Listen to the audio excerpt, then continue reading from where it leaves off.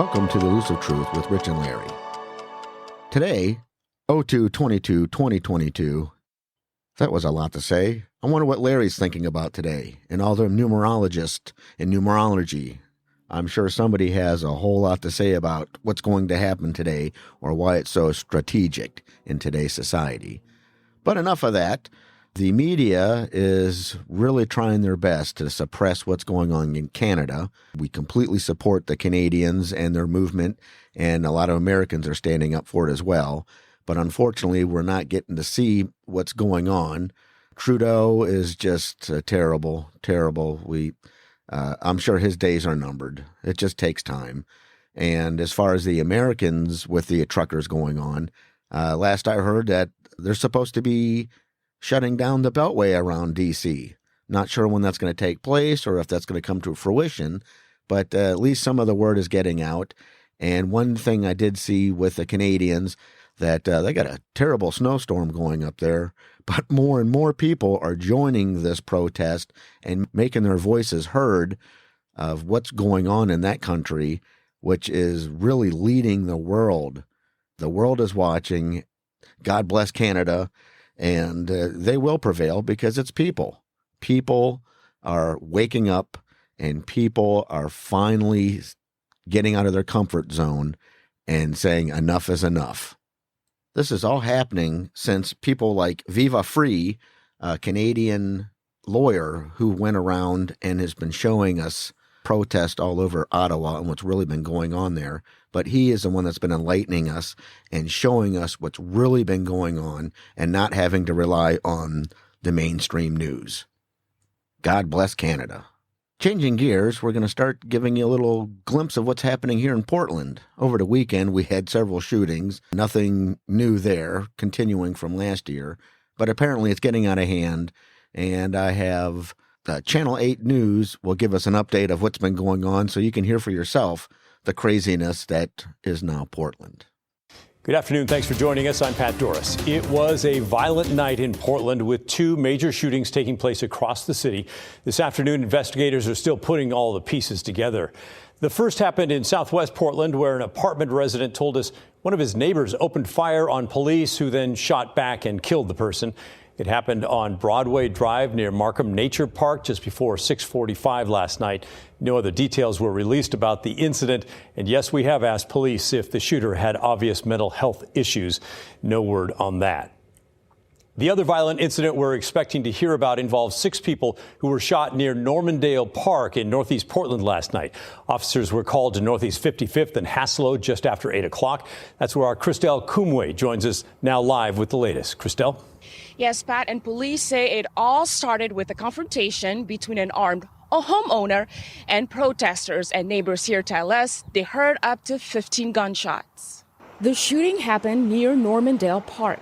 According to flyers on social media, a group of demonstrators had planned to gather at the park to protest the police shooting of a black man in Minneapolis earlier this month.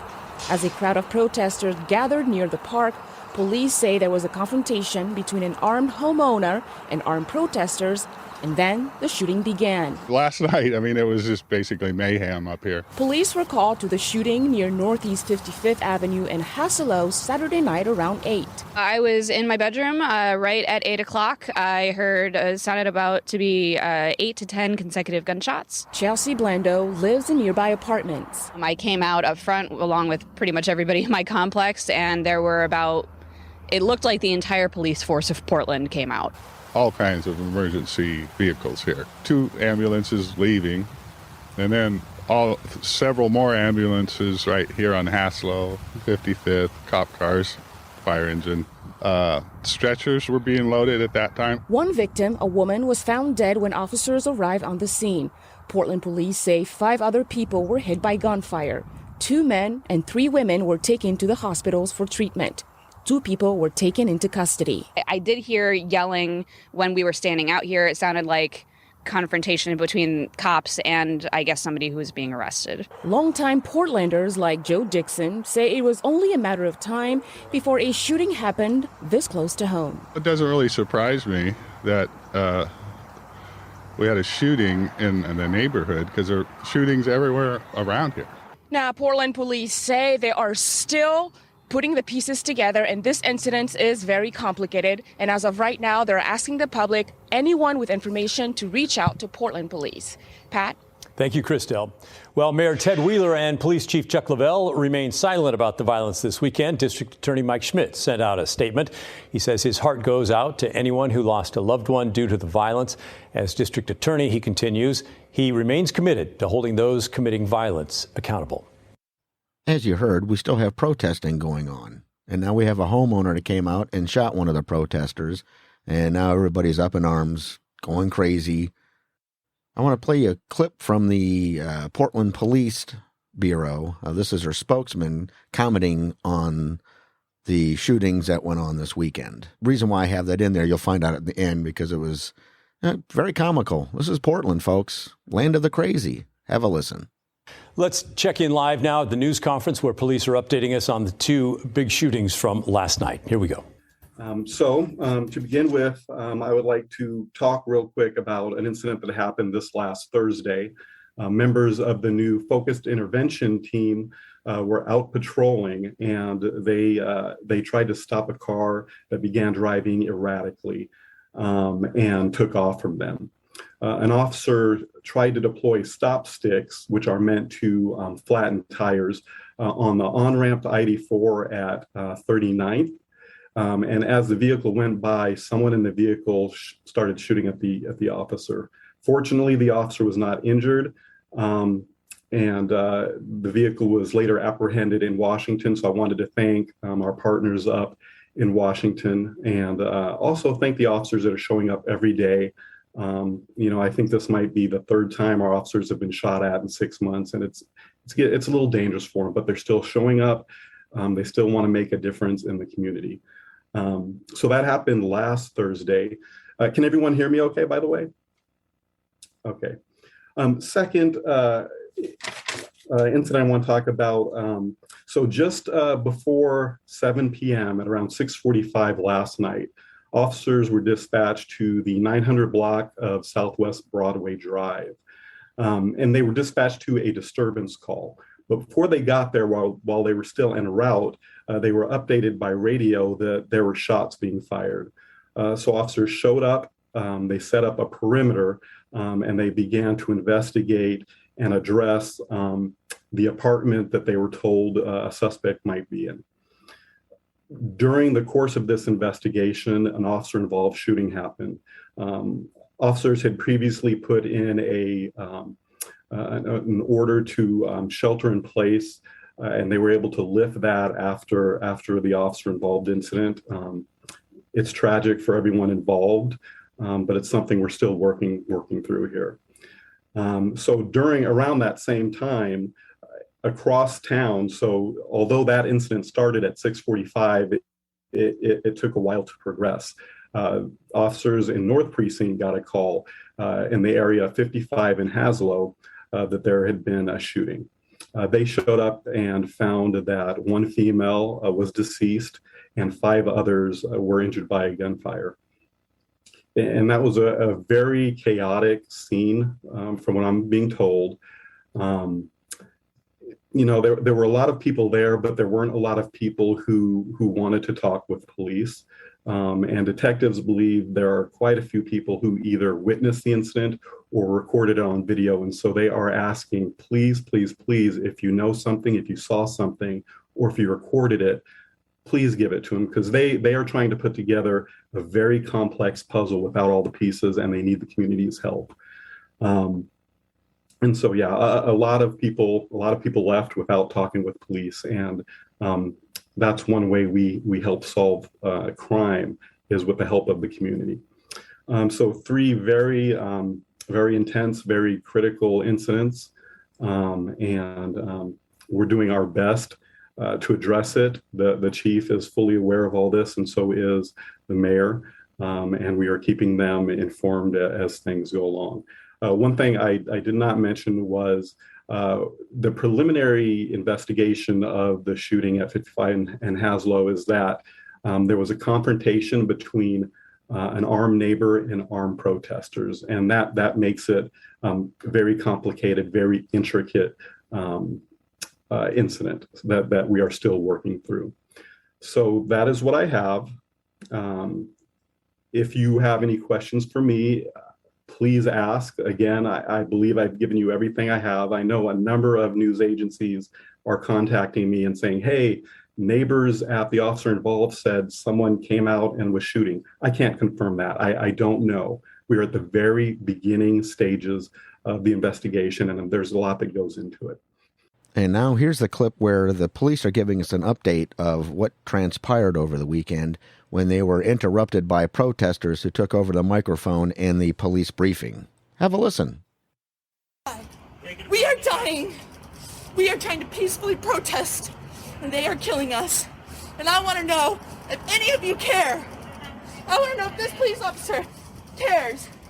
I want to know if Ted Wheeler cares. Andy, no! We are not going to let them capture the narrative and lie. We ready? Hey, don't say this name with me. Say this name with me. Ready? A-N-D-Y-N-G-O. Andy, no! Portland, where protesters have taken over and the police can't even release statements without being harassed by the public anymore. So let's see what to talk about. Next, check out Russell Brand. He has Dr. John Campbell on, talking about double-blind test studies. Very informative. Definitely want to check that out. Kyle Rittenhouse, he's going to sue Whoopi Goldberg and many more other actors and news agencies and politicians from all the defamation that these people are continuing to spread about Kyle Rittenhouse. So now he says he's going to take him to court. Very interesting. Yes, a lot is going on. The Ukraine, another situation that is completely misunderstood. Most people have no clue what's going on. Biden thinking that the Ukraine border is more important than the United States border. And it's got Russia, of course. It's just a complete nightmare. Again, I don't know anything about what's really going on there, except for what the media has been trying to push on us. So right off the bat, you know something's wrong. There's something bigger going on than all of us know. And apparently it's happening. So no matter what the UN, United States, and Biden has to say about this, we don't have control over it. It's happening whether we like it or not. Most people, again, are trying to stay away from that. But I think we need to start paying attention. We are becoming more globally unified. And as a species of a human race, we are earthlings. We are Terrarians, as some like to call. Moving along, Larry and I like to talk about SETI. A lot of James Gilead has to say about with the Galactic Federation and all that other stuff that goes on with that. I want to bring up, actually, I want to play you a clip. As You Wish Talk Radio with James Gilead, a young lady named Marina Sarin.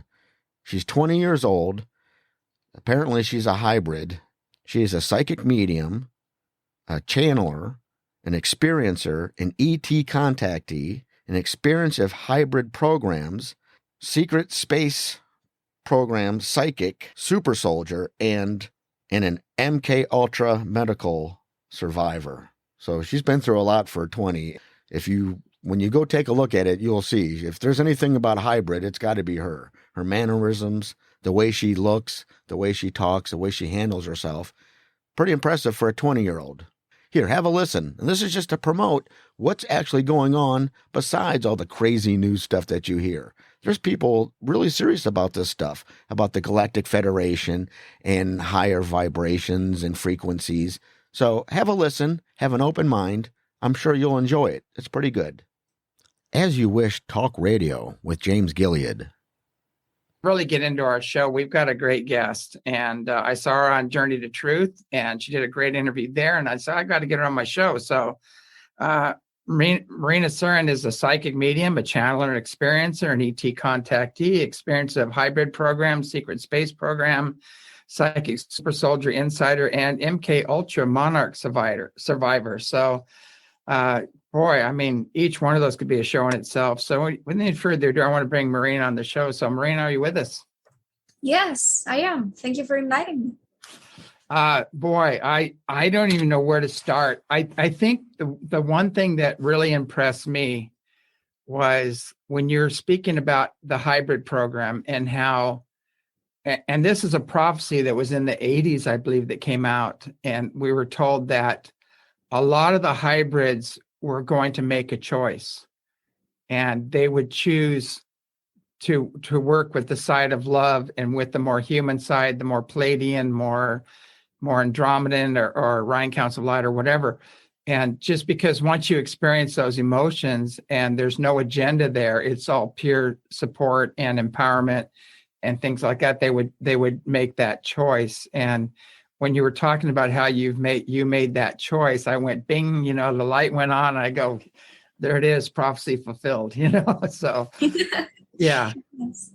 And do you think that's happening on a much greater scale right now? I know there is a lot of that going on, a lot of the hybrid going on, and I was told by the Palladians and the other ones that there would be a shift, and rather than working, on controlling humanity, they would actually add their gifts, their knowledge, their wisdom in service to humanity.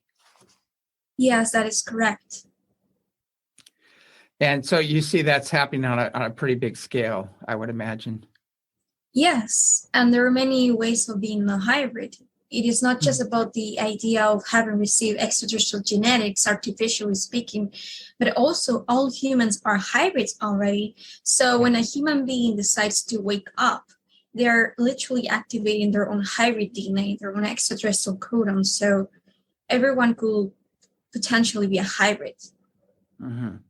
Yeah, that is, I was trying to explain to people the scale of that, the genetic tinkering that's been going on and for how long it's been going on. And I know it happened with me.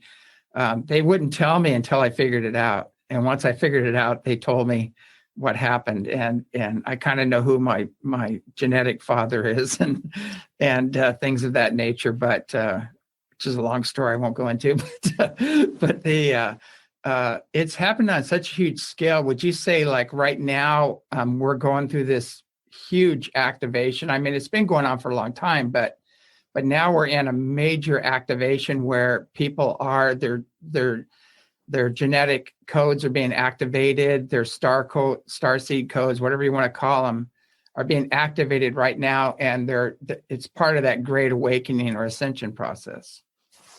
Yes, it is. And the sun radiation, because it's emitting a lot of high, intensified radiation, it's hitting the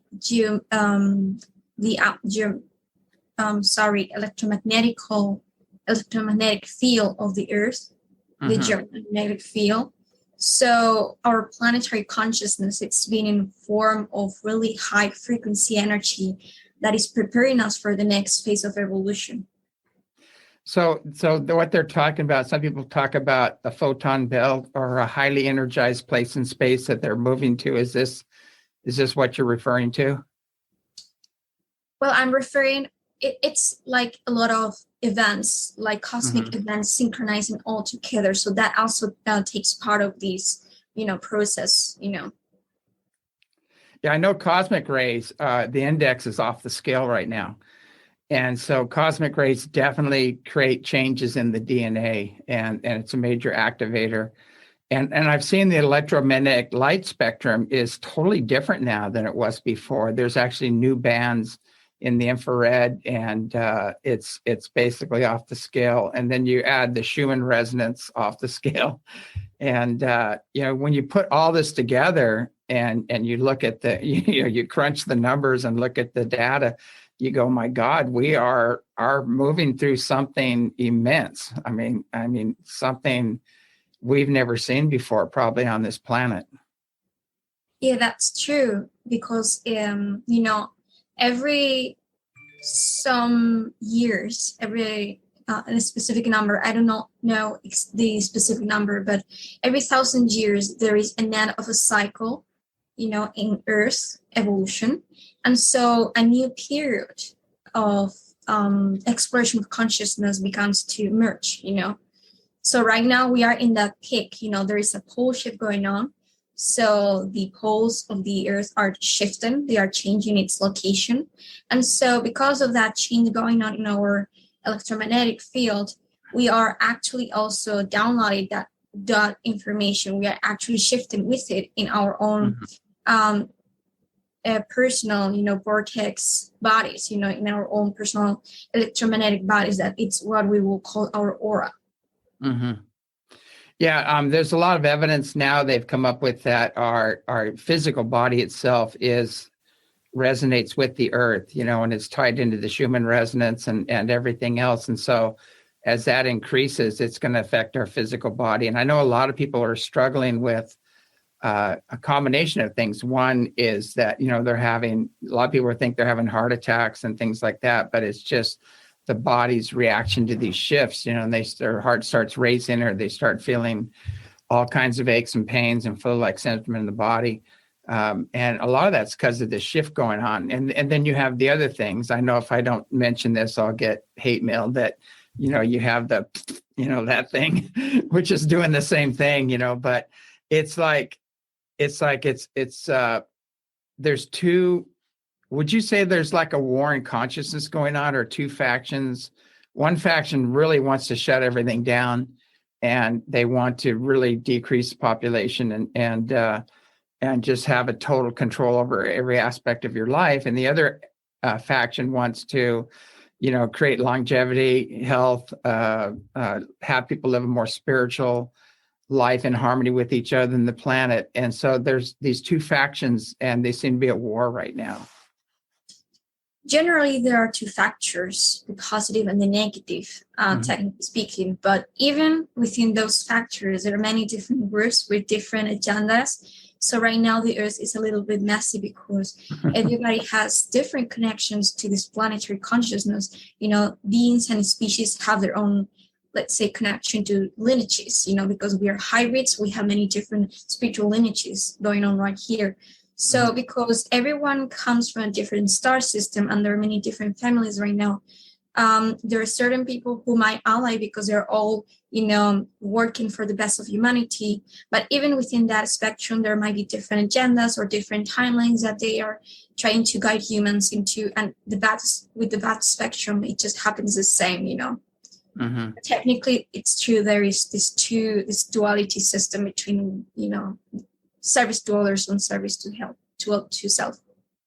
Yeah, definitely. And there's a lot of gray areas in between the that's unfolding right now, and it's but what I see, my understanding of it, I've had experiences all the way up to the 13th dimension, and they're all pressing their consciousness and energy into the earth right now, and adding to the collective consciousness and bringing with that universal law, and which is basically be kind to each other and the planet, So I really see that winning out. I don't see any way around it, but we can decide how we participate in that, whether we take the downward spiral or the upward spiral. That's free will. It's up to us. Yeah, that's true. Yeah, but they are accelerating karma, they are accelerating action, reaction, you might say. They're accelerating. And so that is being accelerated. So it's almost like I've been kind of warning a lot of people in the UFO community. I said, don't attack others. Don't throw others under the bus, because it's going to be instant karma. Everything's accelerating right now. Just allow them, their karma is going to, if they're off the track or they're leading people astray, that's going to be taken care of. That karma is going to come up, let them have that run or do whatever. But of course nobody's listening, yeah, well, eventually it's their own energy, because reality is not a solid holographic experience. It's rather like a simulation, and that's what quantum physics teaches. With the double slit experiment, we all know that it's all a projection of your consciousness. So if you're attacking others, you're attacking aspects of yourself, basically. So it's not like there's like a God that gets angry and punishes you, but you get back, the energy that you put out into others, because you are inside an equation of energies that are not in integrity or in balance. So when you project it and you do not put those energies in harmony and just let it be, it's going to come to you not as a punishment, but as let's say guidance system to show you that that energy that you have sent out is not in alignment with your true self. So all you have to do clean from the other side of the equation now as the victim, since you didn't, let's say, solve it or heal it as the as the oppressor, or let's say attacker, you now have to pay it or to experience it from the other side of the equation, which is the victim in this case. So you're going to receive it so that you can put it back to alignment. Yeah. Good. Yeah, it's a good analogy. So you're saying that, my image of God was this guy with a lightning bolt and a laptop that's taking notes and waiting to punish the bad doobies. So you're saying I'm wrong? No, I'm just kidding. But it's I always tell people we keep our own books, we punish ourselves, and we enhance ourselves. It's up to us, where we end up in this program of what's unfolding. As you can see, a person with an open mind and with some intelligence will ultimately be able to find truth in that last clip, James and Marina. Good stuff. For more information on SETI, go to SETI.org. Check out James's homepage. As You Wish Talk Radio with James Gilead. Or come up to Washington and visit. He has a lot of information. He's well respected in the community. Glad there's people out there pushing this narrative and letting us being enlightened. Along with that, I want to play you a clip that's going to blow your mind. It really is. It's from XKCD Hat Guy. He's a high schooler back in January 2010 that explains the fourth dimension, which James mentioned he has felt the 13th dimension, which, wow, he must be a hybrid, because the fourth dimension is really, really complicated and hard to understand. Again, sit back, listen, have an open mind, and enjoy something new from a high schooler. Imagine that this folder is a dimensional plane. Now, assuming that it is no height and no depth, what would this mean? It would mean that it's a one-dimensional world. So if, hypothetically, an organism was living inside of it, it would only be able to move in a linear path forward and backwards in a straight line. Now, if we go to the second dimension, we have two dimensions. We have width and we have length. So hypothetically, if an organism lived inside of here, then it would be able to move up, down, left, right, and anywhere else in between. And a two-dimensional world is comprised of an infinite series of one-dimensional worlds stacked upon each other. Just as our three-dimensional world, which has depth and length and height, is comprised of an infinite series of two-dimensional worlds. So, now that I have stacked many folders upon each other, we have three dimensions. We have depth, we have length, and we have width. Now what happens if you keep going on from here on out? We would have a four-dimensional world, but what exactly is a fourth dimension? In order to understand this, we need to understand how dimensions are perceived. We live in the three-dimensional world, but despite that, we actually view things to be two-dimensionally. Take a perfect sphere, for example. If you're looking at a sphere, it looks just like a regular two-dimensional circle. The only way that you can tell it's an actual sphere instead of a circle is because of the hues of light on it. So just like in a two-dimensional world, if a organism in the two-dimensional world was looking upon a circle, the light would make it appear to be lighter at one end and darker in the middle. Also, if an object is moving closer and farther away from you, you don't actually perceive that it's getting closer and farther away. You see that it's getting smaller or larger, and then you assume that it's getting either farther away or closer. But let's say that an object was to grow in perfect equilibrium, so that it was growing at the same speed that it was shrinking as you move it farther away. Then you would not be able to tell, without any light or if there were details on the object, that it's moving or growing at all. You may have assumed that since we perceive things to be in two dimensions, that a two-dimensional organism would see in one dimension. So, as we're watching this rubber band expand as it moves farther away from this little organism in the two-dimensional world, it does not actually perceive anything is happening to it because it's growing at the same speed that it's moving farther away. But since we can actually see it from the three-dimensional world and perceive things to be in 2 dimensions, we can see things for how they actually are. The reason that the 2-dimensional organism doesn't see things the way they really are is because the 2-dimensional organism sees things in 1 dimension, just how we, 3-dimensional creatures, see things in 2 dimensions. So in a way, we don't really see our world the way it truly is. A 4-dimensional creature, however, seeing our 3-dimensional world in 3 dimensions, would be able to see through things. It would be able to see absolutely everything, just as we could see if there was several organisms spread along a 2D environment on your floor. You would be able to see inside houses. You would be able to see inside of people. So if a 2-dimensional world, a flat surface, is just made of an infinite amount of lines, then the 3D world is just made out of an infinite amount of planes. So the 4D world, logically, is made out of an infinite amount of 3D objects. Though they're not just put together like you would, like building blocks. That's not how the 4D world is. That would just be 3D again. So in order to understand this, we need to understand the logical progression of mathematics in our world. Imagine that this connects piece represents the first dimension. It's simply a straight line, which is basically what the first dimension looks like. And if you add 3 more of these straight lines and connect them so that adjacent sides are perpendicular and opposite sides are parallel, then you have the basic shape of the second dimension. You have a square. Now if you keep going from here and you add it so that there's a total of 4 squares, and all adjacent sides are perpendicular, and all opposite sides are parallel, then you end up with, obviously, a cube. So, if you tried to keep going from here, and you would have a 4-dimensional basic shape, you would have what's called a tesseract. Now, I cannot show you a tesseract, but you need to understand that it's basically 4 cubes that are within each other, that have all adjacent sides perpendicular and all opposite sides parallel. Yet there are 4 lines connecting to each vertex.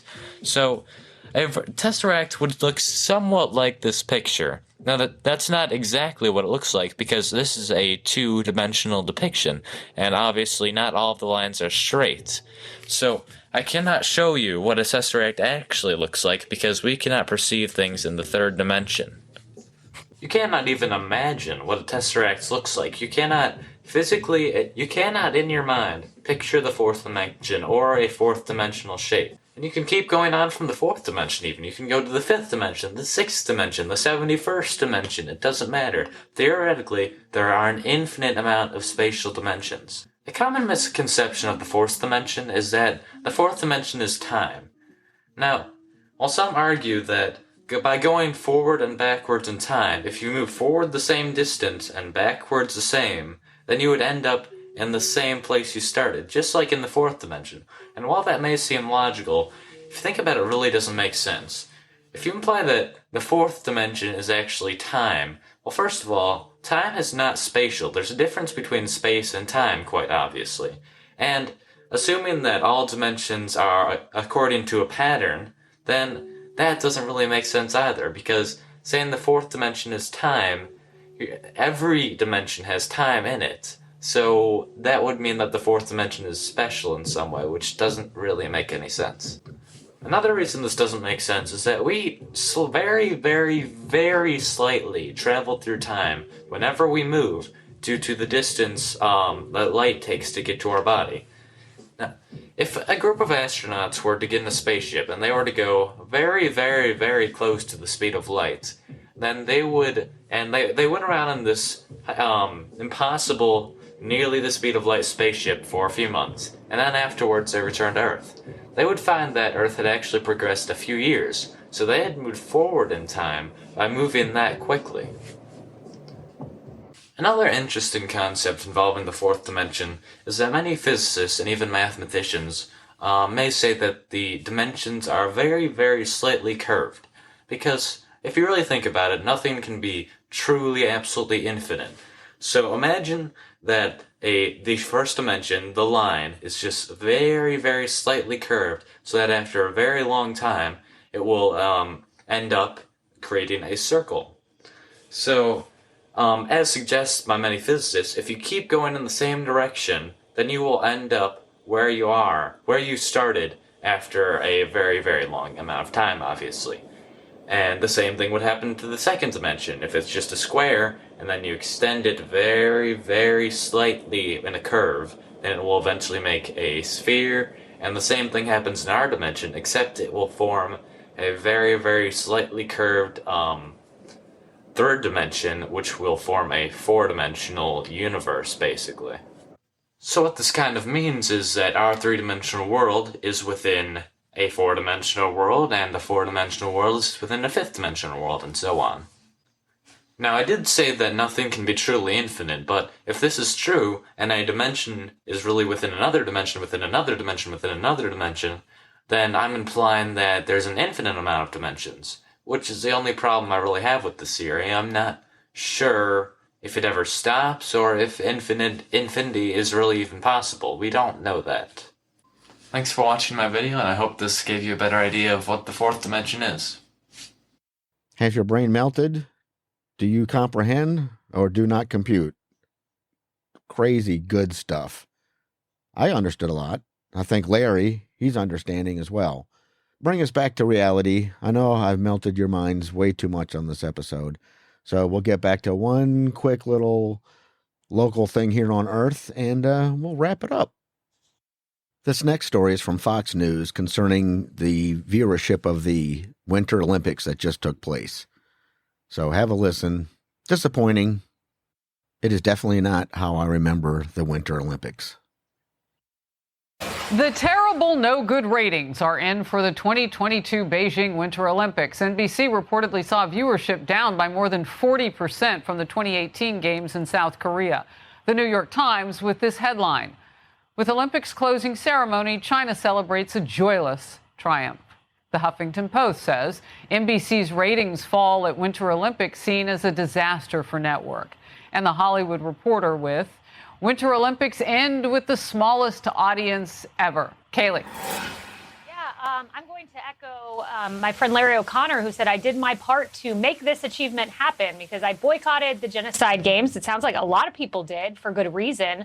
One woman, a Uyghur, told the Associated Press that the Chinese authorities, found WhatsApp on her phone, took a urine sample, found out she was 2 months pregnant and forced to abort. That's not just her. That's many women in the Xinjiang province. The birth rate's down 60%. And NBC, what did they do? They essentially whitewashed genocide, saying, well, it must be said that China denies this. No, it must not be said. Your ratings reflect it. Congratulations, NBC. Jason.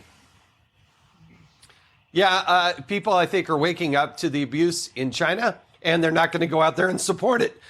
It's what the average American can actually do, is just not participate in viewership. That's the best way that they can offer that, and they did it in mass by the millions. Cassie.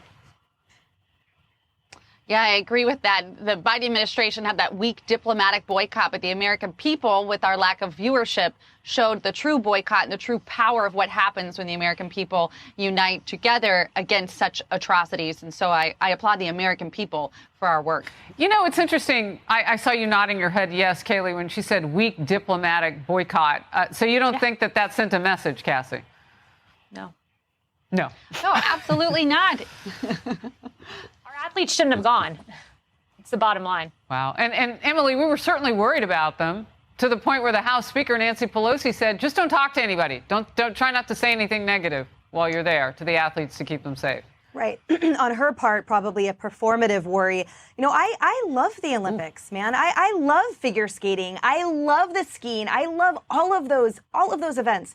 And I did not watch one this year because every time I even thought about it or read a headline, I just thought of what a farce it is. You know, the Olympic Village was riddled with food poisoning, with spying, with so many reports coming out from the athletes of just what an absolute mockery that the Chinese government made of the Olympic Games, of the health of these athletes. They were battling so much in these hideous conditions.